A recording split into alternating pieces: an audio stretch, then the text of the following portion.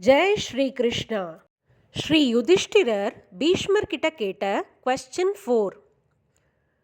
கமர்ச்சந்தவ் பிராப்னுயூர் மானவா சுபம் அப்படின்னா, யாரை வர்ஷிப் பண்ணுறதுனால ஒருத்தருக்கு ஆஸ்பிஷியஸ்னஸ், அதாவது மங்களங்கள் உண்டாகும் அப்படின்னு கேட்குறார். அதுக்கு ஸ்ரீ பீஷ்மர் இந்த ஸ்லோகத்தில் பதில் சொல்லியிருக்கார். தமேவ சார்ச்சயன் நித்யம் பக்தியா புருஷமவ்யயம் தியாயன் ஸ்துவன் நமஸ்யம்ச்ச எஜமானஸ்தமேவச்ச அப்படின்னு பதில் சொல்லியிருக்கார்.